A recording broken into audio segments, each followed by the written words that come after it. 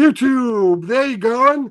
How's everybody doing? Scarpad, Sci-Fi, Sojourns, Monday night. Once again, thank you all for coming down. And tonight, Bad March Vacation Month continues. Another bad vacation, this time for Arnold Schwarzenegger in 1990's Total Recall. This movie, directed by the great Paul Verhoeven, is kind of a trilogy between Starship Troopers and, of course, the other movie he made, RoboCop, and this one.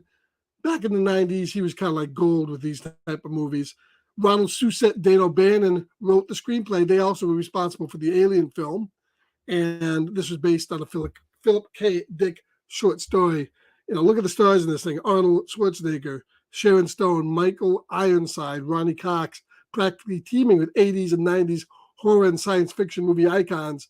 This movie tells a story of a man who just wants a vacation away from his kind of nagging wife and decides to go to Recall to get new memories. Super spy going to Mars, and shit goes down from there. And I tell you, some all great scenes in this movie. Classic 90s stuff. And we're going to bring in my guest to talk about it. First up, of course, every week he comes in here and tries to help out. We're talking about Dylan from Dylan's Horror Story. How you doing, Dylan? What's up, my brother? I can tell Dylan was hyped. You were hyped for this one. Dude, super hyped. Honestly, bro, I saw the remake before this one, dude. Oh, really? Dude, yes. And I honestly always thought the remake wasn't too bad, but then I was like, dude, I heard that Arnold Schwarzenegger did the original, and I went back and I was thinking, I was like, this isn't going to be as good or something. Like, yeah, I was in that head frame at the time where I'm like, better effects because it's newer. And I was like, dude, this original one is damn good, man. Well, like, this one definitely uses a lot more practical effects than the new one. The new one, though, is one of those rare sequels that actually weren't that bad, But yeah, it's still like, it's not bad, but dude, this is a whole different another ball game, And also one of my next guest's favorite movies, Fable. How you doing, Fable? You thought I was Fable? I am. 2 weeks. What's up, guys? Kind of scared me for a second there. Who am I? What's going on, fellas? What's going on? Yeah, so you good to have you, brother. I didn't even know you were joining, so that made my night. I had to, bro. This is one of we my like to pull out some of these guests right out of our ass there, so no one knows where they're coming from. So, so 1990, this movie came out. Paul Verhoeven, who was already doing pretty well because he did The Basic Instinct, was that after this movie or before this movie? Yeah, after. It was after this whole But Sharon Stone's in this too. So Sharon Stone, yeah. And then of course he did the 90s, the whole 90s Bush thing with Sharon Stone, really got recognized. This movie also we'll talk about aspects of it, but 1990, this was a role. This was right after Predator for Arnold Schwarzenegger, and I believe Running Man was Running Man before this or after this? I think it was after this. Before. Was it before? Or maybe it was before. I can't believe that this was 90. I thought it was like. And he had Raw Deal, and he was Red Heat, and he was coming off a string of really big movies. But this was his next big science fiction movie, and. Yeah. The thing that got me when we saw this, the opening of it, and we'll talk about Verhoeven and his style, but this movie is kind of like, it's fanciful with the science fiction stuff, but it's also kind of grounded in reality. So the opening scenes on Earth, when he's doing his everyday job and he's with his wife, are kind of grounded in reality. They look kind of realistic. And as we go to get your ass to Mars, as they say in the movie, things become a lot more fantasy, sci-fi, women with 3 breasts, always a thing I remember from the movie. The mutants and stuff, and so that balance, it really, was he kind of Basic Instinct after this. Okay, after the 92. Yeah. So it was RoboCop was like his first big thing. Then he did Total Recall, Basic Instinct, Starship Troopers. Yeah. And of course, he got a lot of these guys to carry over. Michael Ironside's carry over to Starship Troopers. He worked again with Ronnie Cox. Ronnie Cox, this was like his big year. This was an actor who was he was in the Beverly Hills Cops movies. He was on TV. He was always kind of a good guy. But this was up with RoboCop again, another big bad villain for Ronnie Cox.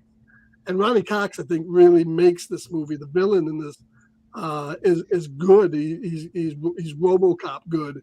So dude, Michael Ironside is always great. Michael Ironside and Ronnie Cox above him, pushing along. And we all remember the great fight scenes. And we'll see at the party, Rick. There's so many lines from this movie that you'll just quote and remember. So so Fable, your thoughts about the movie, just in generalization, and when you first saw it. I first saw this movie when I was a kid. I didn't see it in the movies. I saw it on video. Everybody was raving about it back in the days of how nuts it was. You mentioned the girl with the 3 breasts and stuff. That was like big back then. It was like, oh man, I got to see this crazy movie. And I absolutely love this movie. This movie has action, adventure, science fiction, and it tries to tell a little social commentary at the same time. It has some of the best practical effects I've ever seen. Sometimes we talk about the practical effects in some of the horror movies that we see, but like this is top-notch stuff. Well, maybe not so that Max. I don't know if that Max scene holds horror, up, bro. Yeah, this. Yeah, a lot of practical effects. Dude, it all holds up, bro. It all. Yeah, and it holds up so well. Yeah. The only part of the movie I thought was. The only part of the movie I thought was a little goofy by today's standards is that Quattro. I mean the baby. No, I love that. This movie, I like the practical effects, but he does look a little goofy. This movie is full of weird stretches all day, but the weird stretches are in service of the story instead of just being weird stretches. This could all be a dream. So everything he's going through, everything that's happening, it doesn't matter how goofy or crazy it is. It all fits. It's all in service. Yeah, you don't really know until that scene with the psychiatrist where he sees the sweat bead whether this is a dream or not. And they did that so well. I love that about the whole thing, because what he wants his dream to be coincides so much with what his real life or what his life used to be like. So it's like, you never know, man. I mean, you could interpret and say maybe he was sweating. Maybe that was all in his head or something. I still think it just. And the guy plays a good. He plays a good double role here as the original bad guy, because he was a bad guy. This is another movie, really, along with like Terminator, where he was a bad guy turning into a good guy. Because the original guy was a scumbag, and he still was. That scene where he's talking to himself with the briefcase. It's a great scene, because he's there and when he's with, they show him with Ronnie Cox. You really buy that he was this bad guy, for a long time. Yeah, this movie is a roller coaster. It never pumps the brakes. It goes from one thing to the next, never slows down. They never, even with the love interest, they never slow it down enough to, for it to be too much of that. It's just one thing to the next. And like I said, all these years later on this watch through, I still am incredibly in love with this movie. And in fact, the practical effects impress me more as time passes. How good. Yeah, even compared to something like Predator and stuff like that, this was really just the prosthetics. That scene still gets me. I can't watch it. Is that scene where he's pulling the fucking ball out his nose, that tracker? That looks painful as shit. Yeah. Well, what about the lady? Oh my god! You expect it to be like a little pin. It's like 2 weeks. Ball. Yeah. 2 weeks. 2 weeks, and then you see her face all going crazy and stuff and dribbling around, and I'm like, Jesus Christ, the rubber they use, I don't know what they use, but it looks so real. The skin texture on it, like, it's really good.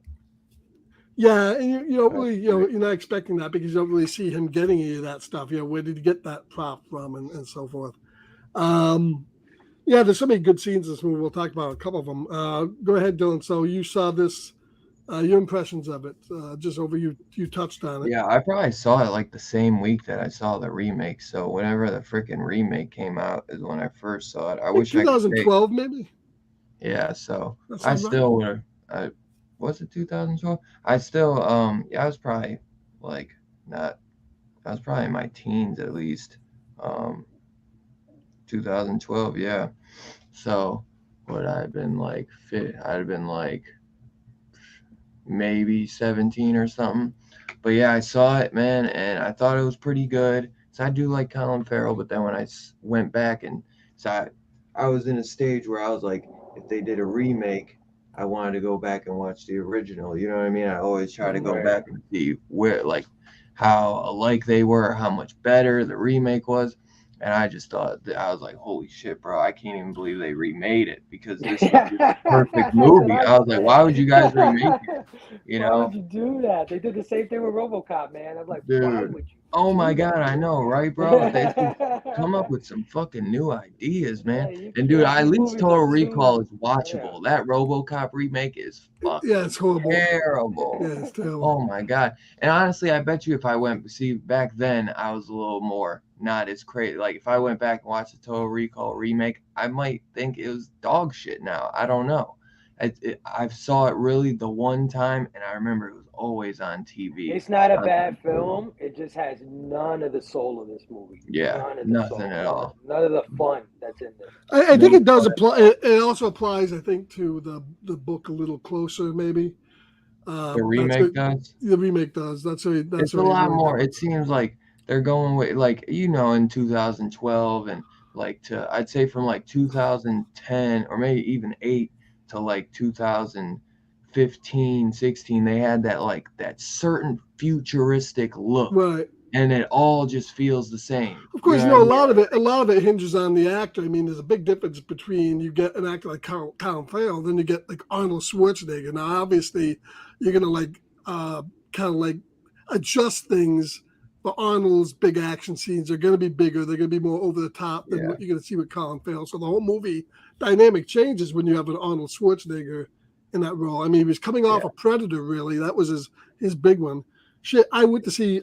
I took my then wife to be first movie we went to see. Well, I took a fucking Predator. I still can't believe I did that. Wow. Take a girl to Predator and she marries you. Unusual. Yeah. Because She was my wife was real. yeah, my wife was no big horror fan, genre fan, but she stuck with it. She liked the movie, and that's the first movie. That's the first time I saw this. I saw it in the movies. Total Recall after that because I always saw every Arnold movie that came out up Dude. to for the most part because Schwarzenegger was just on fire, man. Like yeah. back then, back Oh, in the yeah, late big time. '80s, like Well, the this late was mid I would and say late '80s, '90s. 91 is when he started kind of going and getting off into like the kindergarten cops Yeah, and yeah. the twins and trying to be more comedy too.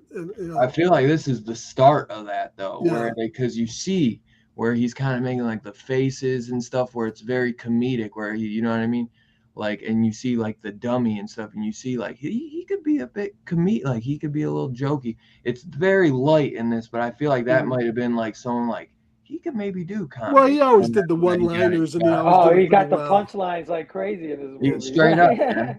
Straight Yeah. up. He drills the black guy. He's like, "Screw you!" Yeah. Drills the dude. Dude, and then he's like when he's like doing his job, I'm like this guy is fucking ripped, bro. Jacked. Everyone else is like Jacked, little and they're right? like fat and they're like fat as hell, and he's just like, But the way but the thing is, the way that that's interesting too, because the way they Verhoeven filmed that initial fight scene between him and Sharon Stone, man, you really bought this. Usually you don't buy that like 90-pound women could do all this shit. Yeah. She sells that. She could fucking kick Schwarzenegger's ass in this movie.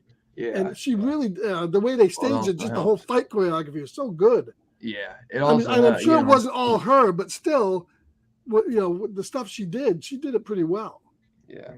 Well, it helps that she was hitting him in the nuts nonstop. Oh, yeah, too. she did. Yeah, she did. Yeah, but you got to do that to Schwarzenegger. You Why are you going to get Schwarzenegger down and hit him in the fucking nuts? That's what I'm saying, man. You need it to happen. That's right. The fucking housekeeper should have did the fucking nut job. She could have got out of there. But I'm telling you, man, if there's a 4K to own on disc, like it's this movie. Like I didn't know they had a fucking steelbook, bro. Because I would have got that. Absolutely. I got like without a doubt. over Christmas. I couldn't believe I got it, but I got the 4K with the slip, but the slip came completely torn to shit. I'll run down and grab it in 1 second. But I was like, I don't even want to risk ordering it again because I probably got it by the luck of the Irish. And they give you not only do they give you the movie on Blu-ray, the movie on 4K, but they give you a whole extra disc for special funny features. Thing we're doing, yeah, they do. Funny thing, because I just tried to, luckily Starship Troopers 4K Steelbook just went out of stock on Amazon, and I ordered it last night. But I don't know who knows when I'll get it. I'm in like a month or two. But I wish, bro. I knew they had that. Right, and for a long time, this movie was really on shitty Blu-rays too, because this was Lionsgate, and before that, Studio Canal did the restoration on and 4K. It was always looked horrible, but this looks really, really good. Dude, I want that Steelbook you got, bro. That thing is gorgeous. That's the 30th anniversary, it says. Yeah. Yeah, but it looked really, really good on that. So. I know, because now a lot of these Steelbooks that Schwarzenegger has are like, you got to get them because now they're like hard. They're harder to get, like the Running Man. I can't get that one right now for some reason. They just announced they're doing a regular 4K, and like now the Steelbook I can't get. And I was like, dude, I was just about to buy it, and then they announced the regular. But so those Schwarzenegger Steelbooks. Those things are selling like hotcakes. I've been noticing lately, bro. Yeah, and I mean, his movies are just they're so great to watch now. Yeah, he's got a great filmography. He really does, man. He's got way more better. I wouldn't say every movie, but they're timeless. The movies he has are timeless. You know. Yeah. Yeah, this movie was made on a budget of 48 to 80, and it grossed 261. So it was a hit. This was a big hit back in the days. I remember that. I remember because, like I said, in the playgrounds, we would laugh and snicker. Like, did you see Total Recall? There's a chick with three presses. Yeah, you gotta see it. Like, just for that, bro. This movie had some talk. I could only imagine, bro. And I love that girl, the short person girl in the. If you need some help with him, call. I know. And she kicks some ass. She's up there with a machine gun. Yeah, with a Uzi and shit. Yeah, and Uzi and shit. One of the big thing in this movie, this was music was by Jerry Goldsmith, and he did a great job. I love the music in this movie. Very good soundtrack. Right from the opening, man. As soon as it comes off, that dude, I love the atmosphere of this movie. Yeah. Just like when he's having his dream of him on Mars, and then his the glass window of his like mask breaks, dude, and I'm just like, that's how you start the movie. It just shows like what you're getting yourself into. I was like, I remember when I watched it in 2012, I was like, this is already better than the remake. And then you go right to this is gonna be right off the rip. And then you go right to the Sharon Stone and the Mars looking atmosphere of it. It was just my god. Then you get it doesn't feel cheesy at all. You get Sharon Stone in a slinky outfit right in the very next scene. Yeah. You know, so that's bro, and I love me some Sharon Stone, bro. Like Casino. Bro, when I grew up loving Casino, bro. So anything with Sharon Stone, she's just like, And this was very young Sharon Stone too. This is one of Sharon Stone just feels like the most like badass woman, but like where you're like, I'm scared she's gonna kick my ass, but I kind of like it. You know what I mean? Like, she's hot. You're like, you're like, when she was fighting another girl, my ass.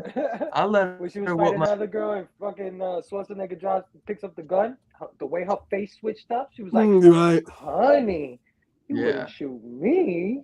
You were my greatest assignment ever. Maybe for old time's sake. You know what I mean? I was like, for old time's sake, go ahead, bro. Go ahead. Quick bang. Before we get going more of this, let's check out the chat. We got Two Gun Pedro. Thanks, Pedro, for stopping in. He's always here, Pedro. Mark the Cuddy Shark. It must be 4 a.m. in the morning for Mark. Thank you, Mark, for stopping in out there. We also got Evan in the house. Hey, Evan, how's it going? Hey. Funk Comics, how you doing? Thanks for coming in. And Kev, how you doing? How you doing, Kevin? Thanks for coming in. So hope everybody's enjoying the chat. Hope everybody enjoyed the movie.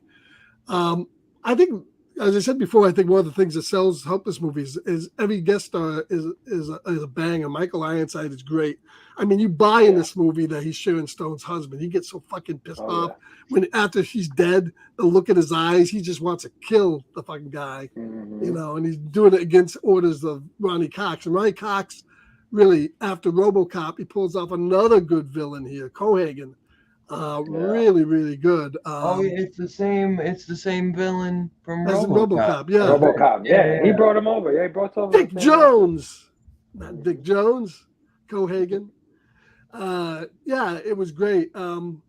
So and those led to some of the set pieces. So why don't you talk about like some of the actors and then talk about like some of your favorite scenes of the movie? Yeah. Started with me? Yeah, go ahead, people. Oh, okay.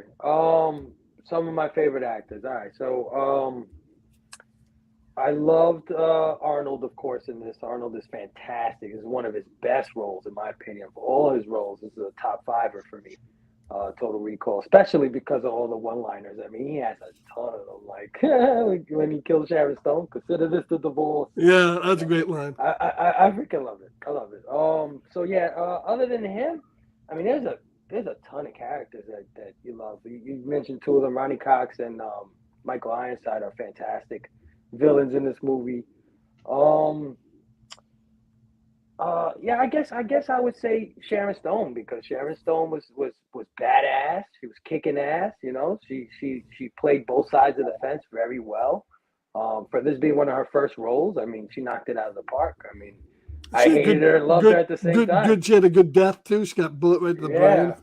Yeah. So no, I would say them. Yeah, everybody, man, everybody was great. Even the cab driver was great. Like, I got 5 kids, man. Like, 4 kids. 4 kids. What happened? Just like, man, I ain't even married. Yeah, he was good. Yeah. So yeah, man. Everybody. Can I highlight everybody? Well, what about you, Dylan? As far as the guest stars in the movie and any favorite scenes you really like? If I have to go guest stars, since Stone's already taken, because obviously she's fantastic, man. You can take her again. She's just so charming, and you want to hate her, but you just love her, bro. You just love her, bro. Like, I literally remember girls that I would show Casino to as a kid, or not really a kid, but a younger adult. And I remember, like, girls, they'd be like, I want to be just like her. Like, even in Casino, seeing how fucking ruthless she's like, I just want to be just like her in Casino. I'm like, I'd be like, I mean, the looks, yes, but I'd be like, she is not one to want to be like in Casino. But dude, Michael Ironside is just always one that, like, if I see him, I'm like, we got a good, like, even though he's not the main villain, he's like the second tier villain. Below Ronnie Cox. Anything that he's in, I'm always like intrigued, and from such an early age of seeing Scanners and seeing like what he can do. Like, he just has that intensity, man, where he's so good, bro. He's really good in The Vagrant too. Like, he has a great intensity, but he can also be a little comedic at times. Oh yeah. I think he is so damn good. And to be honest, man, everybody is fucking flawless in this. There's not a beat skipped in this movie. Honestly, when I look at the director's like his filmography, I'm like, he's got some bangers, but I'm like, he kind of dropped out in a way, man. Because I love Hollow Man. I know he like Scarpad. I love Hollow Man too. But I fucking always thought that movie was fucking badass. I thought it was good. I thought the ending was a little weak. It's definitely better than that Invisible Man one that Verno likes. Right. Well, I mean, I know also. I know you would say that, but it's a similar theme too. It's funny because Starship Troopers is supposed to be like, I feel like that's supposed to be cheap CGI, and it's like, okay, you know what I mean? But great. Like Hollow Man, I'm like, it's fantastic. CGI could use a restoration on that, you know what I mean? Because it's a great movie, and I always thought Kevin Bacon was so intense in that, and I always thought that was like a pretty. And that's what's kind of missing in. The new Invisible Man is a similar theme, but you never get to meet the boyfriend Invisible Man. So in Hollow Man, you meet the guy. You understand he's an asshole. Right, So exactly. When he starts terrorizing people, you understand why. It just made more sense. But you know, it's crazy, man, because he did like, you know, RoboCop, Recall, Basic Instinct. Again, Showgirls, which that's something I'll probably That's probably his worst movie. Yeah, but it actually isn't that bad if you watch it. No, it's not a bad movie at all. He made it to be kind of that way, satirical and kind of. Yeah. It's just, you know, it feels like he almost dropped off the face of the earth after Hollow Man. It's very weird, you know. Well, he didn't want to make too many genre films. Yeah, he dropped after Starship for a little while. I mean, he came back with the Showgirls and that bombed, so that kind of like solidified his exit. But he left because he was tired of Hollywood trying to commercialize his stuff. Like really, yeah, because you could tell his stuff isn't meant for that. Because his stuff is so visceral. It's so cool looking. It's so like hot looking that people just focus on the violence and the coolness of what he's showing instead of focusing on the messages that he's trying to tell you in these movies, especially Starship Troopers, RoboCop, and Total Recall.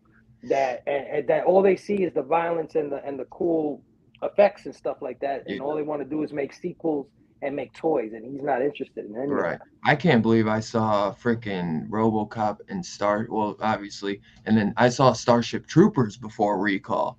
I feel like maybe my dad showed me Recall when I was younger. It was just when you're a kid, it was like, I don't know if I was so invested in it, you know what I mean? So, but I remember the first time actually sitting there and being like mind blown by it was when I like went and saw the remake, and I was just like, holy shit, bro, this original is fucking not to be played with. But yeah, it seems he took a break after 97. So he would have filmed Starship in 96. So he went from releasing Starship Troopers in 97 to not coming back until 2000 to do Hollow Man. And then, yeah, man, I mean, I think this guy has a talent, man, like no other. Like the worlds he creates, like with RoboCop, Starship Troopers, Total Recall, the atmosphere of the world he's created. They're all futuristic movies, but they're all so different. Like look at how the Detroit, like a futuristic Detroit, still rugged as hell. You know what I mean? But like just so spot on. And then what does he do in Total Recall? Something totally upside down to that. You know what I mean? Just totally futuristic.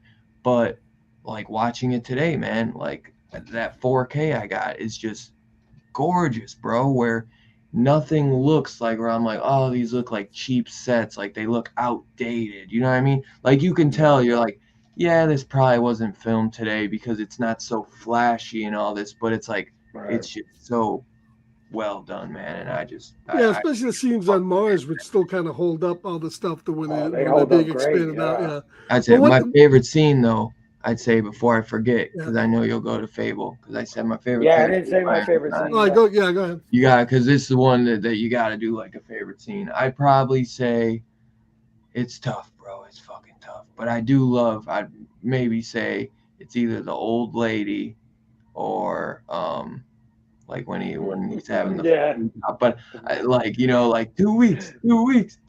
Yeah. But I also and he's just like making the faces like, just please don't make me talk, just pass me through, dude.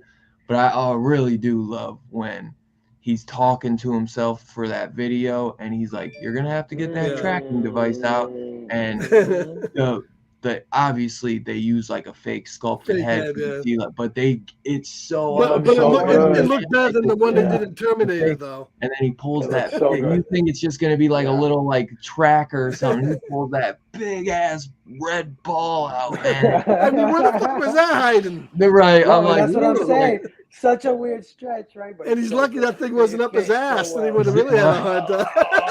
I think you'd rather have it up your ass than there, bro. Awesome, dude. Oh my god. But yeah, the face sculpts in this are just so fucking good, bro. Like he looked, because that's not the only time, especially with the woman, they use like when he takes her face off, or like it rises above. Oh man, the way that comes up and the bomb, opens, that's a cool scene too. And then his face behind the mask where he's looking at them like. And I think that face was fake too. I think it was a fake face. It was a fake face. It's awesome, dude. Yeah, because it was probably. Good, I don't know when it opens up. Do you think that's physical, or do you think that's a little bit of CGI? No, totally physical. Because if you look at the special whatever the effects at the end, they show it. They show them. Yeah. It's actually in the back of him. There's a giant pole, and that mask is attached to that pole. Right. So when they raise it, it's actually on a pole and behind them, but it looks like part of the background, but it's actually on that. Yeah, Phil Tippett, who did the effects for RoboCop, the Ed 209, he did it for these as well. Did he? So they're fantastic. So what did you, Fable? Did you say your favorite scene? Yeah, I totally love that part too with the mask and stuff. But that was kind of my favorite scene for a long time. But I actually really love the Quado scene where he meets Quado for the first time, and he's like, "Open your mind." I mean, he looks better than Chucky, bro. And this is old. And he's like, it kind of looks like what would happen to Baby Yoda if he got that, if he did crack. All disgusting looking, and I mean, just great practical effects. Baby Yoda on crack. Puppetry, animatronics were on point. I mean, this is the best animatronics probably since Ninja Turtles, which came out the same year. So yeah, fantastic. I would say Quado. Oh yeah. One guy too with the when he goes into the bar or whatever to see like his old love interest or whatever, you got that guy with like the weird face, and he's like, "What are you thinking?" Like, yeah, dude, he looks. Or the chick with her eyeball popped out. She got a kid that looks just like her. Yeah. Well, you know that guy. Do you know that? Do you know that guy with the? Do you know that guy with the eyeball? The one he was talking about, the mutant with the weird eye. Yeah. That was Dean Norris from Breaking Bad. Yeah, Dean Norris. Yeah. Yeah. That's the guy who was Walt's brother-in-law there in Breaking Bad. Yep. Hank. My favorite scene would probably be, I like the scene where he gets that device that makes that throws like a hologram, and he's shooting and killing all the troops. Then he had that great one-liner. You probably think this is the real Quaid. It is. I love that scene. So that's probably my favorite scene in the movie. But so many, it's hard to really. He's got the best squibs in the game.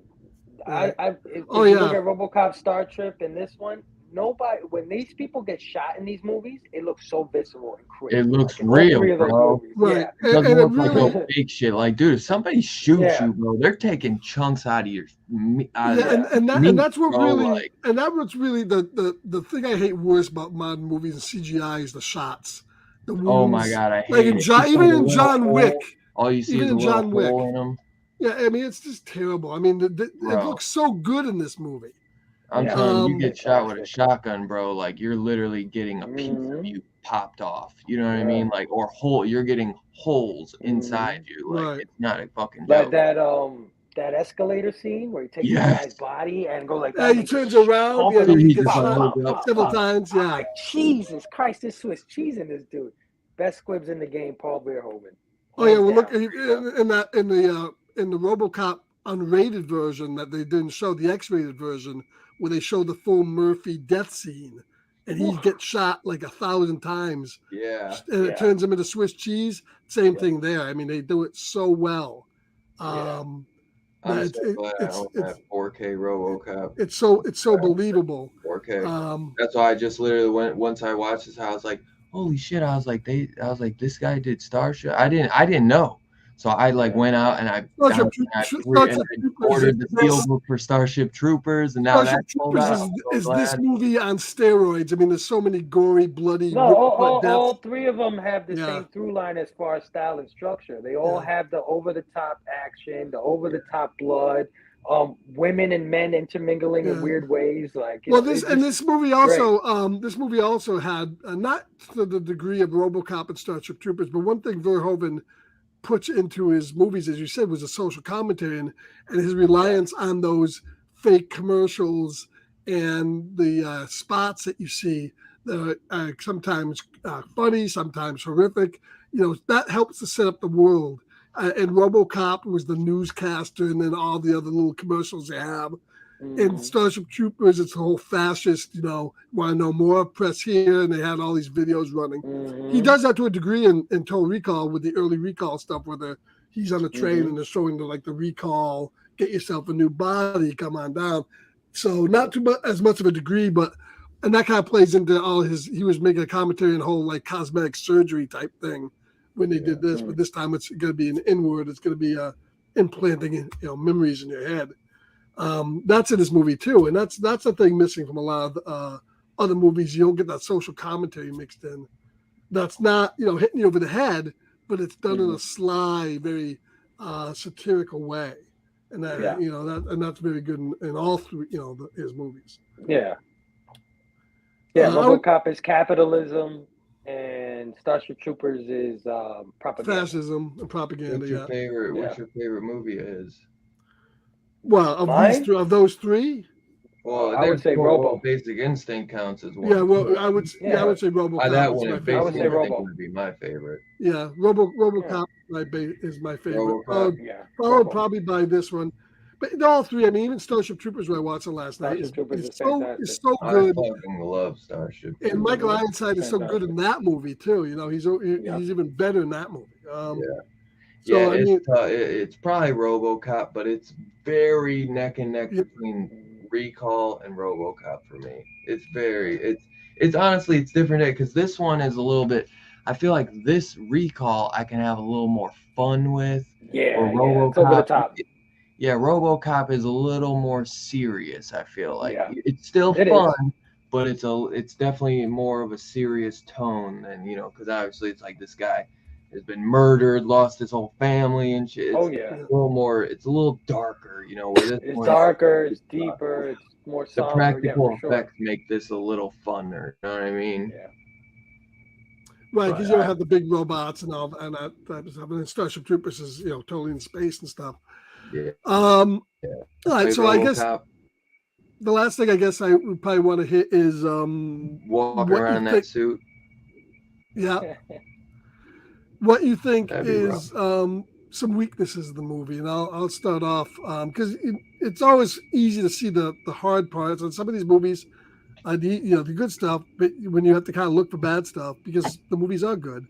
But I would say to me, I always felt that the story of the mutants was a little undeveloped. As we said before, there's really no good explanation why they are what they are. They give you an off cuff. The domes were thin and they had no air, but they really don't go into that a whole much. They build Quattro up. My other thing is they build this Quattro dude guy up to be a huge thing. It's the whole reason why they're doing this whole fake out. And then he's shot and killed in like 2 seconds, gone, and you don't see any more of him. So I always thought that was a little weak. The other thing that always gets me, it's not a weakness, but when Ronnie Cox gets ejected out onto the planet, he dies pretty much almost immediately, and they're like, but those two, they go, the eyes are like out to here. But I love that. That was so great. I know they dragged it out. I know they dragged it out. Right. But I would say the weakness is just, and we don't get much of the whole mutant story, and then in the end, the air just comes back on. They all get up, and that's the end of it. But they were fighting, against Ronnie Cox. So that to me is a little weakness of the story, but I can overlook it because the rest of it's so good. But that really is my only complaint is some of the mutant stuff. How about you, Fable? You got any negatives? Anything that you don't like, or anything you think was weak in the movie? No, I don't.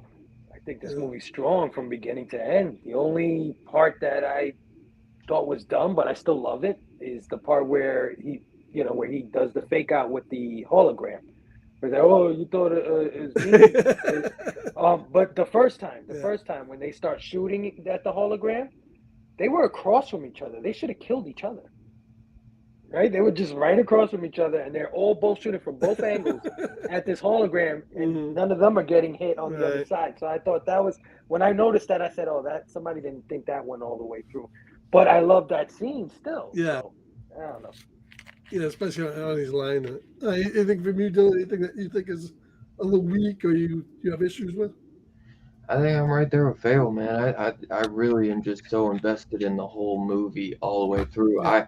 I'm honestly probably gonna watch it again after the show because I fucking love the movie, man. It's one of those guilty pleasures for me ever since I've watched it, where I can just like throw it on. And then once I picked up that 4K, I was like, this looks just so good. Like this, I always say, man, ever since I've gotten the 4K, I'm like, this is one of those movies that made me glad to jump into 4K discs, because I'm like, there is a leap from the old Blu-ray that I saw back in the day. Because I remember I rented both at like Blockbuster or some shit, man.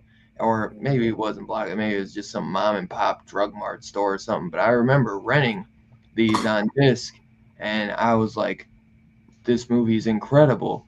But like, I saw a huge leap in that 4K Well, disc. one thing that the 4Ks are always going to do the best on is movies that are very dark, they either happen at night, because the 4K, the black is just so inky black that you can see everything. And Starship Troopers is another movie that really benefits from the 4K. There's a lot of stuff on a planet at night that was so easy to see in the 4K that you really couldn't see as much in the Blu-ray.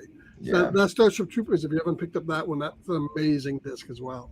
Yeah, I ordered the Steelbook, but it's like on back order, so hopefully I get it, because that Steelbook looks gorgeous. But yeah, there's I was so happy that I was able to get that, like, because even though the slip came damaged for Total Recall, I was like, I'm just happy to have this slip, man, because it's very beat up. But I was like, this movie is just, it's literally one of my favorite Schwarzenegger films.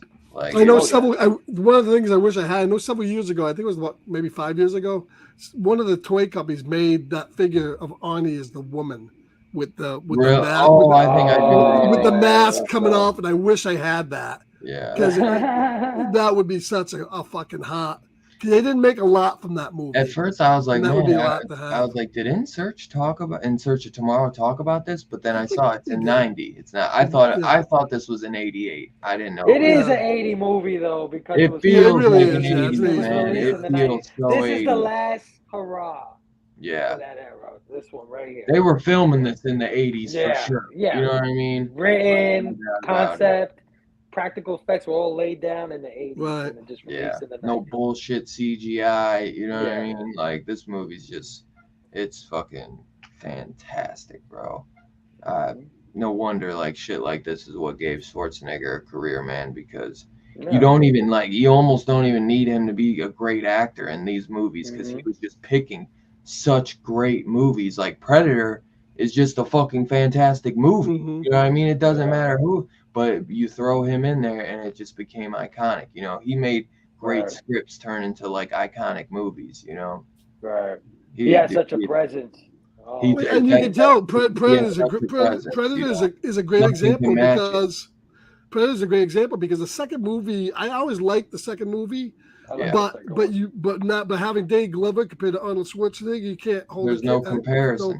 That's the thing about remaking his movies too, is like, and I always notice, like, what they did in Predators, they try to put Adrian Brody as like the Schwarzenegger type character, and it's like, you just are never gonna match up to what he brought. No. Like, yeah, maybe he wasn't the great, like, he wasn't so fluent in English when he spoke, like, back then, but it was like, he was still a good actor, and he still Danny Glover fit the second one because they were in the city and he was a cop. And he was like a New York detective. But when they tried to stick Adrian Brody in basically the fucking Arnold Schwarzenegger part, because that really was a remake of the first one, if anything. Literally. Just on their planet, on the Predator planet. It did not work at all.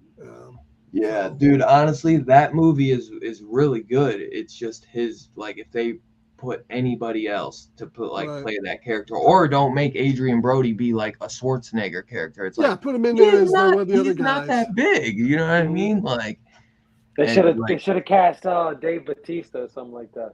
Dude, he'd have been. That's what I'm saying. Like, somebody like that, because Bautista's a great actor. Or The Rock. Nah. But I don't know. But dude, because I actually like the movie. I love the concept of Predators, like going on their planet, and you know what I mean. Like, it's a great movie. It's just that I always hate that ending scene where they're just trying to make Adrian Brody, where he's kind of like trying to deepen his voice and everything, and just act like he's some big badass. And I'm like, no, bro, just stop, stop. You are not Schwarzenegger. Like, Rodriguez, how are you? Like, what are you thinking? Like, and me and Fable, we love Robert Rodriguez, but that's where it was a misstep. I kind of have a feeling. I kind of have the feeling though that Adrian Brody was pushed on that movie because he just came off of the Oscar for that other movie he was in. I think he was pushed on being a star of that movie. He definitely didn't belong there. What did he win the Oscar for? The Pianist? Yes. Yeah, but he won an Oscar, you know. I know. All right, so you have any other comments before we rate it, I guess? But anything else that you want to say about the movie itself? It's fucking awesome. Go watch it. Evan, bro. I mean, if you didn't watch this shit, bro. Evan, my little bro. Go, bro. I think I got it on Voodoo or something, bro. Evan must have It's on HBO Max. It's on HBO Max. Yeah. Evan must have seen this, though. Brother. You will love this, bro. Phillip, from my little bro, will appreciate this. I know he's a Schwarzenegger fan. Dude, no, even if you haven't seen the sequel, go see the sequels. I might even watch the sequel tonight because I got the other one on my mind. There's a sequel? Well, the remake, sorry. The requel. Oh, the remake? Remake, whatever. Yeah. I would say the last word on this movie is that this is when imagination sort of died, and a lot of things, even though we had a lot of imagination in the 90s, I'm not trying to say we didn't, but some of the weird stretches and just the thought of, you put this in a script and then you got to bring this shit to life, right? Think about all of these weird stretches in this movie being in the script and reading the script without making the movie yet. Can you imagine the thought process? Like, okay, we got to build a little alien that comes out this guy's stomach. We got to figure out how we're going to do Mars. We got to figure out how we're going to do this mass thing. The imagination in this film and a lot of Paul Verhoeven's films, I miss it so much. And watching stuff like this, man, brings me back to the Jim Henson, animatronic puppet days, Dark Crystals, your RoboCops, your Gizmos, your Gremlins. I miss it so much. Yeah, because the movies did have a certain grit that seems to be lacking now. And 90s went a lot because this was like a last tier where the MPAA wasn't also raping the fuck out of everything that had practical effects or kill scenes. Like, I feel like somehow he snuck this one through. Yeah, he always kind of sneaks through. RoboCop was ultra violent. Well, this movie my God. Well, Starship has more gore in it than both those movies. Yeah. And that came out in what was Starship, like 97 or something like that? 96. Did Starship go to theaters, though? Oh, yeah, Starship was in theaters. I saw it in theaters. So, his movies got... Oh, yeah, he said he got them made. He saw it in theaters, too. Mm-hmm. He got them made. He pushed. He didn't care if he got... The thing about him is, though, they gave his movie Showgirls, which just had sex and nudity in it. What the fuck? That's a 180. That was a NC-17, okay? And they threatened to give even RoboCop.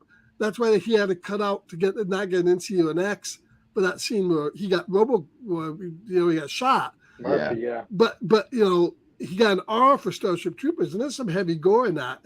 But by that point, I think he had enough movies and hits behind him. He got away with a little bit more, because you're right. You had your movies, but I think there was more of a conscious effort. The reason why you saw movies like the I Knew What You Were Doing Last Summer and all those type of teen, very light gore 90s flick, that was a choice from them. Scream took over. Not to get heavy, but I think movies could still have gore in it if the directors, were tough enough and say, this is my movie. They were on this like kick of everything has to be like a high school throwback movie, right, where everybody's in high school, and it's like they wouldn't go that, because if you're making a movie about like high school kids, they figure we have to have middle school, high school kids watching this, so like we can't go that gory. I also wonder, trying to keep that like happy medium. I also wonder if it's a little bit of the science fiction genre versus the horror genre, where they're saying, well, if we had Starship Troopers level of gore, but it was a serial killer killing all these people and chopping them up, and you saw all the bodies and like that, we say, oh no, you can't do that. But because it's like alien bugs and they're not real, okay. Yeah. It's science fiction, whatever. Yeah, that's what I was gonna say. I feel like sometimes sci-fi gets away with more than the horror, little, right? Yeah. But like it's giant mutated bugs. Like it's not real, but whatever, because there's some fucking awesome sci-fi. No, that movie's Yeah. visceral too, man. Just some Dude. visceral depths in that movie is crazy. Yeah. Big time, big time. Legs and shit. Damn, you gotta watch Terminator, bro. But fuck all that, bro. Watch Total Recall tonight. He hasn't seen Terminator either. No. What is he watching, man? Man, how can you be in the house with you and not see this stuff? Terminator first, then Total Recall. Do the chronological. Do it like that. Yeah, go in order. Always go in order. It's just gonna be build up. Yeah, it's just gonna build up. Yeah, that's true. Yeah, Terminator, Predator, Total Recall. Total Recall. Oof. Yeah, I mean, that's a fucking triple feature, if I must say so myself. Yeah, I would say that as you just said, the RoboCop, these movies, along with Total Recall, is in the pantheon of, for me, it's a 5-star movie. It's a 5-star genre creating iconic science fiction movie, along with Predator would be in that same boat, and a lot of the movies that he did. But this definitely is up there. So I'm giving it 5 stars. Oh, 5 phasers, wherever my phaser is. Phasers. Gotta give you a phaser right here. There you go. So definitely five phasers for me. Heck yeah. Every aspect of the movie, from cinematography, music, special effects, the acting, the people in it, was great. And the scene, my favorite, I should say also my favorite scene, of course, in the movie is the, welcome to the party, Richter, with the arms, and he throws the arms down after him. I remember that. Freaking real too. That was the elevator came down on great him, scene, great line from Schwarzenegger. So it's a 5-star every day of the week. Oh yeah. Yeah. So so I would give it a 5 phases as well. I think this movie is it's fun. You can take it's the greatest of a lot of things. It's a great action movie. It's a great science fiction movie. It's a great Arnold Schwarzenegger film. It's just great on so many levels. And like you said, Scarpad, everything's on 5. Like the practical effects, the editing, the cinematography. I mean, maybe the acting isn't the greatest thing, but we don't need that from this movie. Right. We just need Arnold to run through everything. Yeah, it's not Shakespeare, but even if, as cartoony as the villains can get, you love it. You eat it up. It's all in service of this adventure that this guy is going on, man. And you're there for the ride, and it's awesome. So, 5 phases all day. Yeah, and I feel like, as everybody was saying, this is the height, because I think the next year he made Running Man. And while I love Running Man, it not quite as good as these. I love Running Man too, but that one, it always, like, I have to put a different kind of attention on that one. It's not like the sci-fi is like, it's not, it's a little more kooky, the sci-fi, especially him in them suit, like the stretchy suits and everything. Right. It's a different type of movie. Like, I do love it, and that's why I kind of like held my breath, because I was like, Steelbook was like $30, bro, and I was like, this will go down, it's a Paramount film, it'll go down to like 20, and I waited. Now I wish I got the Steelbook because it's gorgeous, but if I gotta get the regular one, I'll probably be fine with that, because I do love it. I always thought that was a Stephen King movie too, but I guess Stephen King adapted the original novel, because he does have a Running Man novel himself, but I think it's like him remaking the novel, or maybe continuing what the original guy did. I don't know, but that one, it's not one of my all-time favorites. He's just has so many good ones. When you watch that, you're like, this is a great film, but it's just not it's not this level. Predator. Yeah, it's not this level. I'd probably give that like a 4, maybe, if I was being this is a 5. I agree. Or maybe man.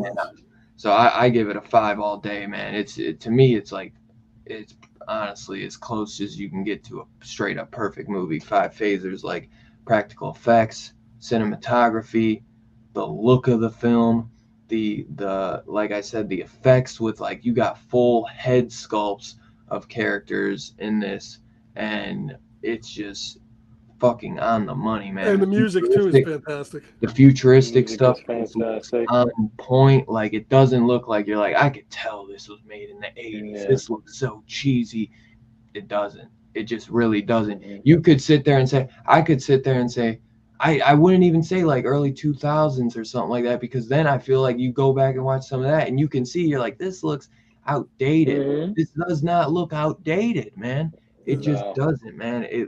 It just looks like, you know, like how Terrifier was made with all practical effects. You can tell, you know what I mean? That's where I could see, like, this movie was made today, but instead of using fucking bullshit CGI, they just said, we're using all practical effects. And that's what I would see this movie coming out. Yeah, they used some of the first CGI in this movie when he went through the metal detectors, and you see the skeleton. Oh yeah, that running across. That's one of the first. It looks great.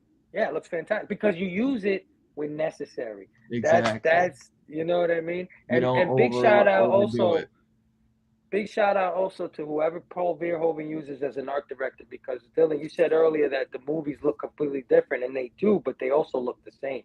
He always uses a lot of steel, a lot of concrete, a lot of gray. If you notice, all three of those movies, the uniforms, like you said, the Starship Trooper uniforms. Look at the Mars police force on here. They almost look like Starship Troopers. And almost looks like RoboCop. I was thinking that. You know and in RoboCop, we had the big scene where he goes to the steel yard after he's shot and he's practicing before they all come to get him.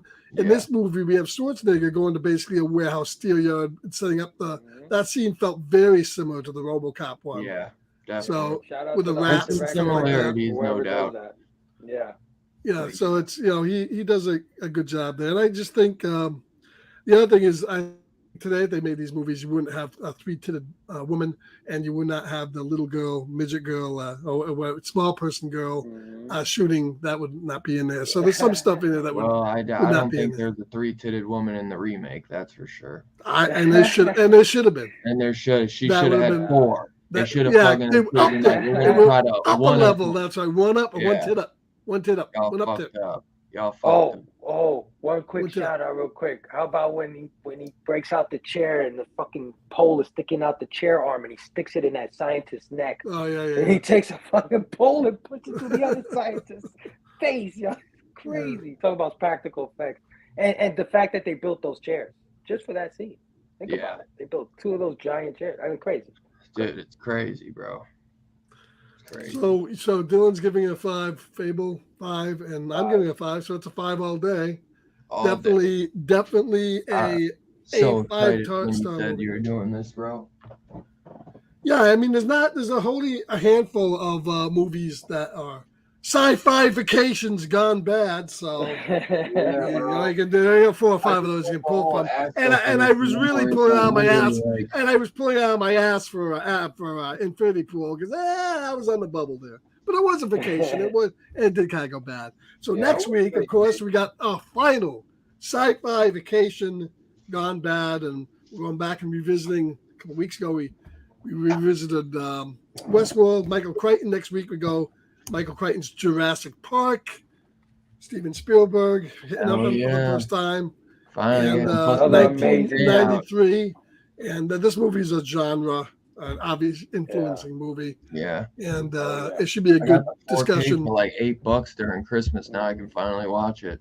Yeah, it should be a good discussion of and really of all the Jurassic Park. Still, the first one is the best in my opinion. This is Spielberg's crescendo. This is like what he was building to. I was a fan of Jurassic Park 3 though. I like some of the other movies, but still, I acknowledge the first one with John Williams' music. And I did like the first Jurassic World as well, and I like the first half of Jurassic World 2, but then once they get into like the genetic and all that, I've had to see him going like this, the dinosaur. Man, once they get off the island and the island like burns up, and you see like the I forget what it's called, but the real long neck dinosaur, like, you know, put his hind legs up, and like you see like he's about to catch on fire and all that, and you hear him like moaning, and you're like, oh, don't do this to me. It's so sad. You're like, they're not even alive, and you still want to cry. Yeah, so we'll be talking about Jurassic Park, the original, and then of course next week end of the month, we'll let everybody know what we got coming up. Some really good stuff coming up in April. So, hey, Fable, thank you for coming on tonight. Don't forget, we got some stuff coming up this week, tonight, 9 o'clock, after we get done here, which is happening right now.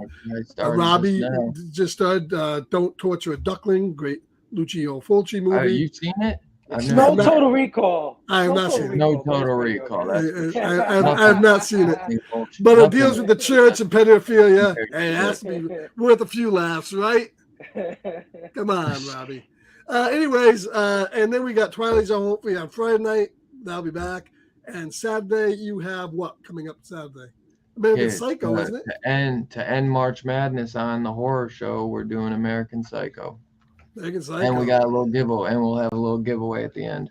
All right, cool. So make sure everybody comes back for that. 1K. For hitting that 1K, we'll have a little giveaway. Yeah. Dylan keeps on going up, and I keep on going in the other direction. But hey, that's life. Some must lose, so some can win. All right. Thank you, everybody, for coming in. We'll see you back here next week for Jurassic Park. Until then, I guess all I got to do is hit this button. Oh, shit. Did you hit live? Oh, fuck. No, we are. No. But you never know when that could happen. Have a good night, everybody.